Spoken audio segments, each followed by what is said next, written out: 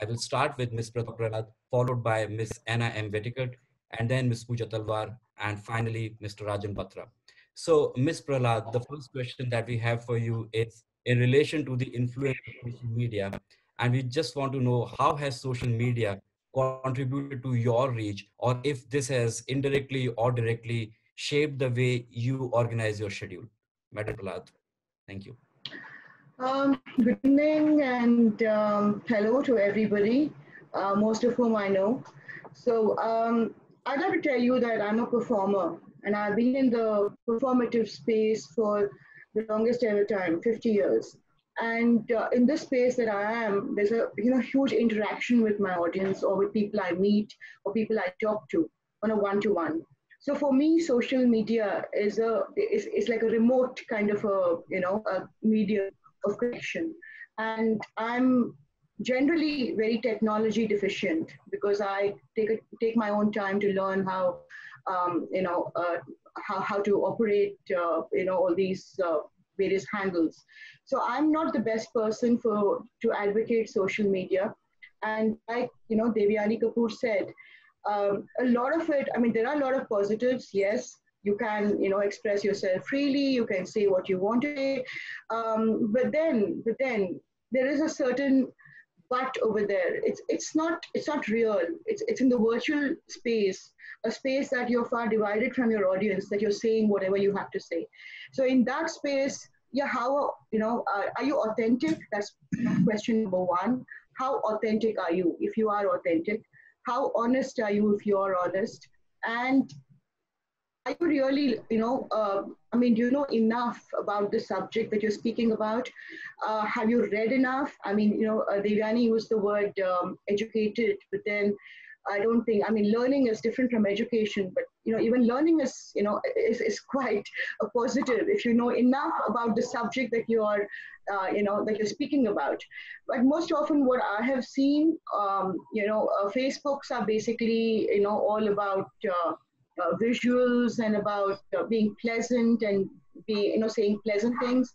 And Twitter is it's a very nasty forum because a lot of people are saying horrible things. If you do express your opinion, you have a lot of people who troll you and say awful things about you, which is really bad. Now I would like, I mean, you can use it positively, of course. You can use it as a platform for debate, for dialogue, for dissent, if you respect those spaces. If you do not have respect for opinions, you don't have respect for dialoguing, you don't have respect for dissent, for somebody disagreeing with what you have to say, then there is no point. Also, I have noticed that a lot of youngsters spend a lot of time in this virtual space, and a lot of their doings and their definition of success or failure is derived from how many people like them, how many people approve of what they're doing or disapprove of what they're doing. Now, that's a very dangerous space to be in, because if you're going to base your entire life on how many people like you or dislike you, then your life is a non-starter, because, all of us who have stood out there and done what we've had to do in our lives have discounted, others' opinions of us.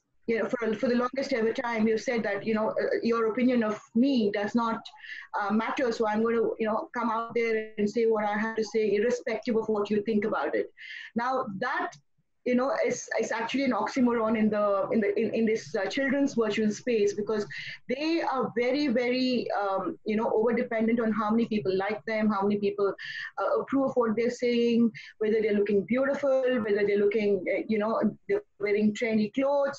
Now, so so what can be a serious platform which can be educative, informative, and which can connect you to a whole lot of people out there who are, wonderful people with wonderful thoughts and ideas, actually gets, dismantled into a very flippant and argumentative space, or a space where someone is bullied. We've heard about that also, where children are bullied, children's pictures are posted, and so a lot of mental health issues that people speak about is on account of social media. So I, for one, think that moderation is the key in everything that you do in life. It's extremely, extremely important to be out there and to be real to practice, to exercise, to be a real person, to read, to write, to interact, with real people on a day-to-day basis, to have real, meaningful relationships, which is not based on how you look or what you wear or what you say, but it's based on who you are, intrinsically who you are. I think it's very important to have those relationships. And you can use this, these social media platforms as a hobby platform, probably. And if you're in that profession, of course, the professionals know how to use it because they know how to avoid trolls or discount what other people say about them. So until you're mature enough to be able to use these tools, I don't know how people are going to do it. But I'm going to come back later and speak about my performative space because what has happened right now in the last 3 months is that we've seen a lot of changes. And for a classical dancer, these are very, very challenging times. And my first question is for Ms. Prahlad, and this is in relation to the accessibility of social media platforms. As I said, we'll move towards a little positive on the influence of social media. So the question is about your view on the availability of social media as an easy platform with which the young artist can actually propagate their art. And if at all, this also is reciprocated by the entertainment industry in harnessing the talent in turn.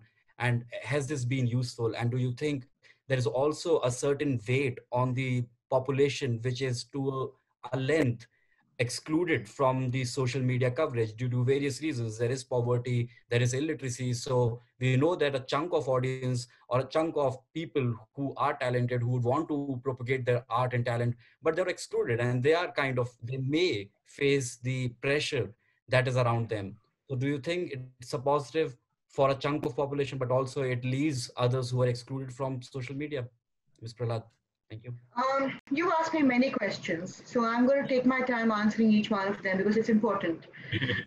Only yesterday we had a Zoom session with the ICCR DG and with Secretary Culture and a few other stakeholders in the cultural field about how they propose to take forward the idea of presenting artists in these days, because we know that most artists are all the time traveling and performing all over all over India, all over the world, and taking workshops, connecting with people, doing lecture demonstrations and all various kinds of activities. All that has come to a complete halt. So, which basically means that the lives and livelihoods of a lot of artists and stage workers, backstage workers, costume makers, instrument makers, and puppeteers and people who at the village level who are like folk dancers, at all levels of traditional, folk, classical, and contemporary, has come to a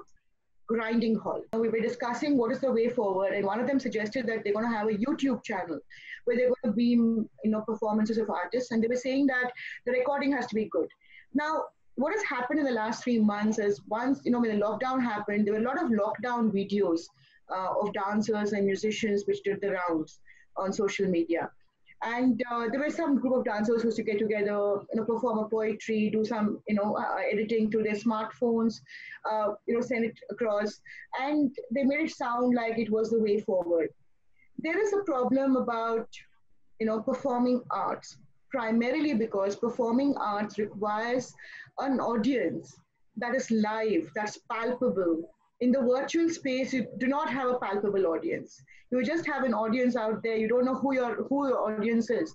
So we were asking these people, do you have a database of artists, who can have access to technology to be able to make these videos?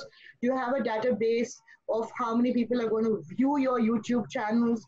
Do you have a database of how many are going to pay to watch these YouTube channels? Because it's all very well to say, record the dance item and post it on YouTube, but are you going to get paid for it? I mean, and how you're going to, I mean, like I said, it's about lives and livelihoods with all artists, backstage workers, technology, what they call facilitators, and people who are, like I said, costume designers, for dancers, or lighting designers, sound engineers. They're all self-employed, and they've all lost, their work. They've all lost their work, and they don't even know when the work is going to restart. So YouTube channels, not knowing, and a lot of dancers and musicians have been coming on Facebook lives, have been doing Instagram lives, have been doing YouTube, whatever, and posting it on YouTube. There's no traction. I mean, there's very little traction. Some, the good ones may have about 1,800 people watching, and the other ones maybe less. Sometimes you can't even make out the difference between why there is traction and why there isn't, because many senior dancers and many senior musicians cannot do what youngsters can, smartly with their phone, with technology. So art is not technology. Art is art. Art is, the strength of art should remain its excellence. The strength of excellence of art in the performative space. Technology is an added, idiom. But here, what happens? Technology overtakes your own competence, your own understanding, your own learning, your own efficiency, your excellence in art. And just because you're able to put out a smarter video than perhaps a senior dancer, you get more traction. And because you have more time on hand and you have friends that you call up and say, like me, like me, like me, or something, to probably have more likes. Now, and they start believing that they're social media heroes or heroines or celebrities or whatever. So in the music field, we call them social media celebrities. Okay, so you're YouTube celebrities, Instagram celebrities, social media celebrities. You're not real artists, social media dancers, social media singers. So I'm very worried. I'm worried that we're going to get into a space where excellence is not going to matter anymore, because in our space of performance, of dance, music, of puppetry, of painting, there is an inbuilt and understanding of what is good, better or best, and how do you reach those levels of excellence. And there's always an aspiration among youngsters to reach that level of top quality excellence, because excellence means that you have higher visibility, you have higher commendation, you have you get your awards, you get your recognition in the fraternity and outside. Now, if these things don't matter anymore, I'm worried where the aspirational platform, what the aspiration platform is going to be, and where the aspirations are going to lead these youngsters to. I mean, they can't be, aiming, to learn dance, like for example, Bharatanatyam or Kuchipudi, which I do, just to be making a YouTube channel, a video or something. No. I mean, the reason that you do training for 10, 15, 20 years, the rigors of training you go through, is because you want to be on the stage, because you know that people, when you're on the stage, people can recognize you, whether you're good, better, or best, or in what standard you are. Now, all these standards get demolished in the virtual space of performance. So I'm really worried about this, and we're in constant dialogue with the ministries, with which do policy for culture, because most of them have also come to a grinding halt, because most people who work in these ministries are also technology deficient, like me perhaps, and don't know how to use technology. Now, even the best dancer, the best of the best, can look very bad if the recording is very bad. In the virtual space, and that is really worrisome. And the worst dancer can look beautiful in the virtual space. So how do you distinguish this? How do you get beyond these lines? These are very fluid. I mean, everything is so fluid in the virtual space. And like a lot of people kept saying, it's about likes, dislikes. It's about someone saying, oh, but your dance is so bad, I hate you. I mean, it doesn't happen like that. You grow into your dance and you learn your dance, and there's a certain level of respect you earn because of who you are, for how long you have been in the field, for your knowledge. Now, if knowledge is discounted, if knowledge and wisdom is discounted, then everything falls apart. So for me, when I speak about performance, when I speak about how we're going to negotiate the next 1.5 years, probably in the performative space, it's very worrisome, because we are still dialoguing, we're still coming to an understanding of what is good, how do we do this, because, and also let's remember, art is subjective. In the performance space, in the real world, art is subjective. In the virtual space, it's completely subjective. It's completely subjective as to who's watching it, and also the attention that you give to it. Maybe for 1 minute attention, maybe 5 minutes attention, and you're saying like without even actually applying your mind, your thought, your brain into what is it that you like about it, the looks of the person, the figure of the artist, the what is it, I mean the face of the artist, the smile, what is it? So you're not really giving a thought to it, when you're saying I like it. But when you're watching a performance for 3 hours, you're into it, or you're kind of disconnected with it, or you just walk away because you can't connect to what is happening in a real performance. You're there, you're sitting, you have to pay attention to understand what is happening on stage, and to absorb it, and that is not possible in the virtual world. Having said this, I just want to say one thing. I do know there is a lot of knowledge out there which was not ordinarily accessible earlier, which is accessible now to everyone across board. And if social media is used to access that knowledge, to learn, to understand, to use this time to improve your understanding of things, and learn the history of it, learn the pedagogy, learn the forward, then probably you're using your time mindfully and gainfully. But to me, in the space that I am going forward, I mean, to think that I want to make a living dancing in the virtual reality space doesn't seem like an option. Uh, I would like to move towards the last session, but before that, quickly, can we have like a small 15-second bite on today's webinar, and also Born Again, starting from our panelist, Mrs. Prahlad? What do you think about the discussion today, and what would you like to say about Born Again? Well, I think it was very informative and honest, and I enjoyed listening to everybody, because a lot of them are my friends, and I've known them for a long time, and I enjoyed hearing their points of view. And as far as Born Again is concerned, Devyani has been a leading educator for many years in her life, and she's held important positions also. And so I'm sure she knows what the needs are, in today's world. And I'm sure she'll do a wonderful job with, Born Again, educating all the youngsters. So I'm sure she put out a lot of information and a lot of knowledge out there, so that people can learn and develop their personalities to the best they can, to be the best versions of themselves. And that's what we all aim at.